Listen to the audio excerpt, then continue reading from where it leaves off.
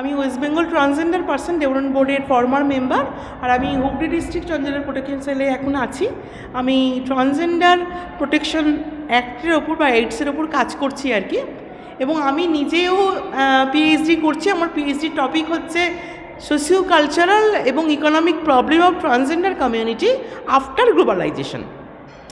এখন আমাদের সেন্ট্রাল গভর্নমেন্টের একটি নতুন প্রজেক্ট এবং আমাদের Jayprakash institute of social changes সেইটার উদ্যোগে আমরা কিন্তু বিভিন্ন জায়গায় ট্রান্সজেন্ডার অ্যাওয়ারনেস প্রোগ্রাম আমরা করতে পেরেছি। বর্তমানে একটি স্কুলেও আমরা এসেছি, যেটা নয়াপট্টি নতুন হাই স্কুলে, সেই হাই স্কুলে এসে আমরা বিভিন্ন ট্রান্সজেন্ডার অ্যাওয়ারনেস প্রোগ্রাম করছি। এবং আমাদের এই institute Jayprakash institute of social changes, এই ইনস্টিটিউট কিন্তু অনেক দিন ধরেই এই ট্রান্সজেন্ডার অ্যাওয়ারনেসের ওপর কিন্তু কাজ করছে। এই ট্রান্সজেন্ডার অ্যাওয়ারনেসটা এটা কিন্তু এখন সমাজের খুব জ্বলন্ত সমস্যা, যে মানে ট্রান্সজেন্ডার কারা, তারা তো প্রপার এডুকেশন না পেয়েই কিন্তু তারা কিন্তু আমরা বিভিন্ন রকম যে আমরা রাস্তাঘাটে দেখতে পাই যে ভিক্ষা করছে বা অন্যান্য কিছু, এগুলো কিন্তু পড়াশোনা না করতে পেরে সমাজের এত চরম তাদের উপর শোষণ চলে আসে, এত লাঞ্ছনা, সেটা সহ্য করতে না পেরেই কিন্তু আজকে কিন্তু এই পেশায় চলে আসছে।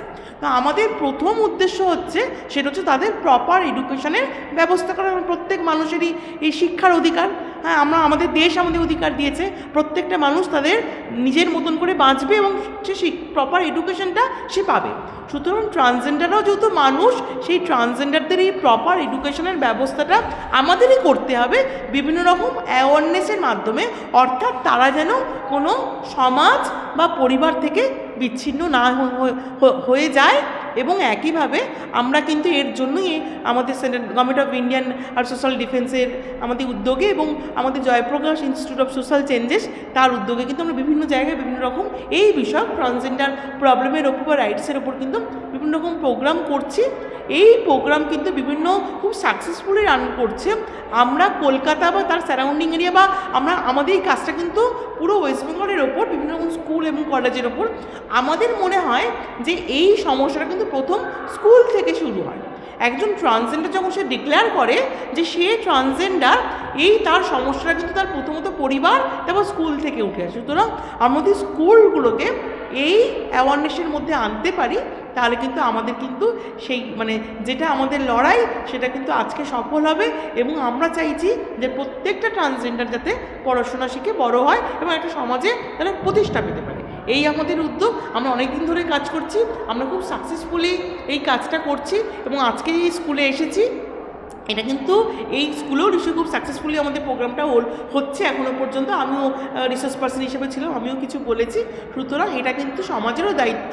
এবং এই আজকের এই পরে যারা যারা নিউজটা দেখছেন বা পড়ছেন, তাদের কাছেও আমার একটা অনুরোধ, যাতে তারা যেন ট্রান্সজেন্ডার সমাজে থেকে বাঁচতে পারে, পড়াশোনা শিখতে পারে এবং তারা যেন প্রতিষ্ঠা পায়, সেটা কিন্তু দেখার দায়িত্ব সমাজের মানুষ।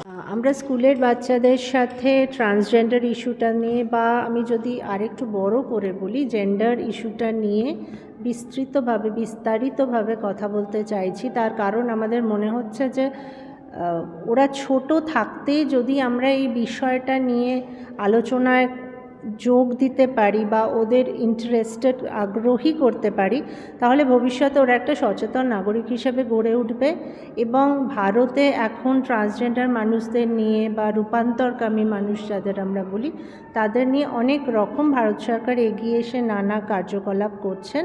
তো আমরা চাইছি একটা ইনক্লুসিভ সোসাইটি, যেখানে সব রকম মানুষের তরফ থেকে এই ট্রান্সজেন্ডার মানুষ বা অন্য জেন্ডারের মানুষরা তারা তাদের অ্যাকসেপ্টেন্সটা পাবেন। তাদের এই যে যন্ত্রণাময় জীবনের পথে তারা চলছেন, অনেক লড়াই করে বেঁচে থাকছেন, সেই লড়াইয়ের পথটা আমরা একটুখানি সহজ করতে চাই। এবং আমরা আমাদের সোসাইটির মধ্যেই ওরার ভেদাভেদটা গুছিয়ে দিয়ে চাই যে একসাথে আমাদের জীবনটা কাটাতে।